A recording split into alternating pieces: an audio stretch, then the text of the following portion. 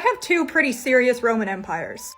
First, where the fuck do cats come from? And the second one is the literal Holy Roman Empire. Specifically, the cousin fucking Habsburg one. So let me tell you about my favorite Louis Vuitton Don of the Roman Empire. Ferdinand I, the Holy Roman Emperor. And he was born March 10th, 1503, and died July 25th, 1564. He's the little brother of Charles V and the fourth child of Juana la Loca and Philip the Handsome. And if you're like, Ferdinand, that sounds so familiar. It's because he's named after his grandfather, Ferdinand II of Aragon, and he was actually Fifi's favorite grandchild. The two of them shared a name and a birthday. And when little Ferdinand's parents were out of the picture in 1506, it was Big Fifi that took over custody. Being raised in Spain, little Ferdinand arguably had the best education out of all of his siblings. Ferdinand was taught about Catholicism, the arts, languages, science, navigation, literacy, and had access to some of Europe's finest scholars and musicians. And his own household decked out with like 60 plus servants. And then when he's 15, after all of his powerful grandparents are dead, his brother, Charles V, who's 19, takes the throne of the now massive Habsburg Empire. And the roughly 15-year-old little Ferdy is sent to the Habsburg Netherlands. And Ferdy's kind of blown about this because he doesn't really have a connection to the Habsburg Netherlands. He wasn't raised there like his older siblings. Since he was the first child born in his mother's kingdom of Castile, he's kind of like the first actual Spanish Habsburg.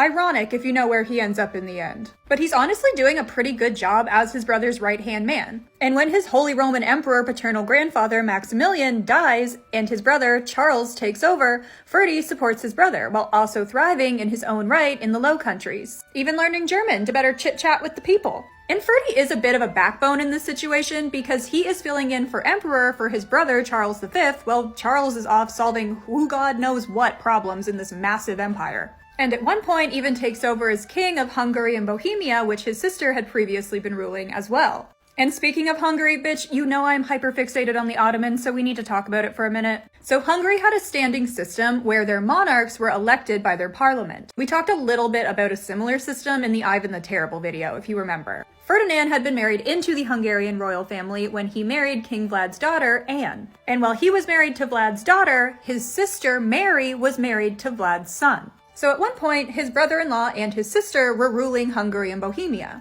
until 1526 when his brother-in-law died fighting the Ottomans. And Ferdinand, being the brother of the current Dowager Queen, as well as married to the Bohemian princess, quickly puts in his bid to be elected king. And Bohemia was like, yes, we love you should definitely be king, but you need to move your court to Prague. And as for his bid in Hungary, shit was a little more fucky. He only had the support of half the Hungarian nobility, so he was in a power struggle with this dude from Transylvania. And one council in a pretty large city did name the other dude king. But Ferdinand had the support of his older brother, who was the Holy Roman Emperor / King of Spain, Charles V, as well as from the Dowager Queen Mary, his sister, and his Hungarian princess wife. And so, with all of his support, he was ultimately named the Hungarian king. And it's mostly because, at this time, the Ottoman Empire is a huge pain in the ass for Europe. So Ferdinand's powerful Habsburg family was a great military resource in the eyes of the nobility. And the Habsburgs make a ton of moves politically in the mid-1520s. Charles has Ferdinand elected as king of the Romans, making him Charles' successor to the HRE, the Holy Roman Empire. And Austria and the German lands are all kind of part of the Holy Roman Empire at this time. But it is wild because a ton of the German Lutherans are like, yo, fuck the HRE. And really dislike Ferdinand and Charles's connection to Roman Catholicism. But the Catholics were pretty much like, shut the fuck up, and they won that little battle.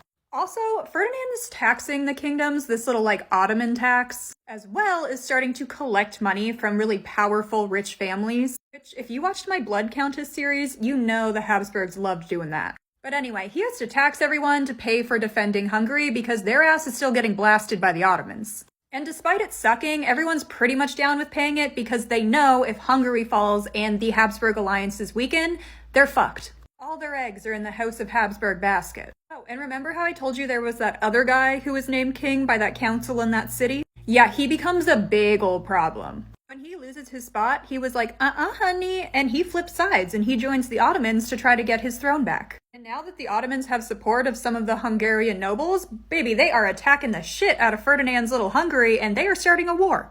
And eventually they just agree to split it, with numbnuts and the Ottomans on one side and Ferdy and the Habs on the other. During the chaos of all this, he had to pull way back on Catholicism. Because during all of this, Ferdinand was basically under direct attack of the Sultan. Sultan Suleiman the Magnificent was basically forcing him to accept other faiths and religious practices. So it's kind of chill for a while until that other king dies. And Ferdinand is like, LOL, I'm gonna go invade those hoes and get the rest of Hungary back. But that didn't really work out. Instead, they just kind of called that magnificent guy again. The Ottomans came and backed up Hungary, Ferdy lost, and had to pay them a bunch of money.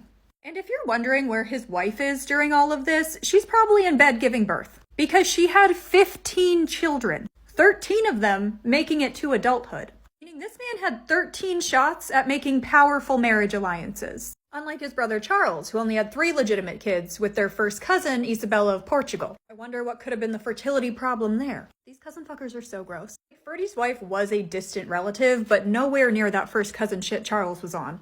But back to marrying off the kids. Ferdy was very down to trade away the princesses for power, and in 1543 he married off his oldest daughter Elizabeth to the Polish prince in order for Poland to stay neutral between the clashing empires. And the battle with the Turks is actually fucking wild, and at one point Ferdinand executes a Catholic bishop. It was for like a lot of treason, but the Pope did excommunicate him for that. But Ferdy and the Pope do end up kissing and making up.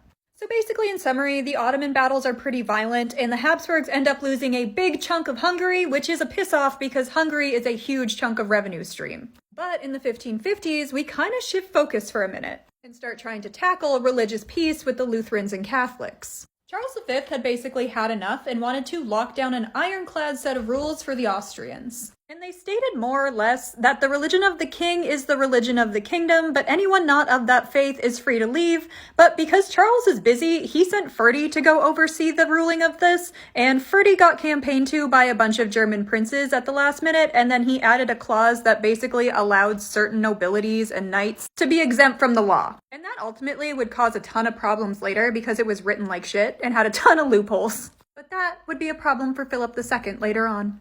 Since in 1556, Charles V would retire from politics and abdicate the throne, leaving the Spanish Empire to his son, Philip II. And the Spanish Empire at the time included Spain, the Habsburg Netherlands, Naples, the Duchy of Milan, and all that Spanish shit that's in the Americas. And since Charles had went ahead and had Ferdinand named the King of the Romans in 1531, he was automatically Charles' heir to the HRE. And this split of the empire would cause that distinction between Spanish and Austrian Habsburgs. And the Holy Roman Empire was pretty much okay with him becoming the emperor, since he had been around for a really long time, acting as emperor when Charles was away, and had a very good relationship with a lot of the German princes, and could speak multiple languages. But the Pope was like, no.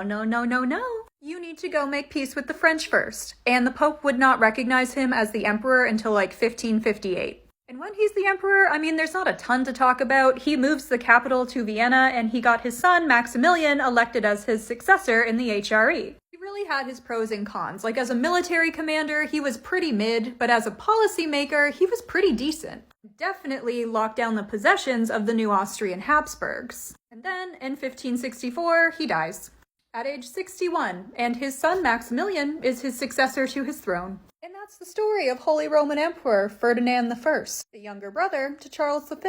And if you like this story, I have a whole playlist of his siblings. And I'll see you in the next one for the story of his sister Mary, that lady we just talked about, whose husband died fighting the Ottomans. If you want the tea on that, I'll see you in the next one.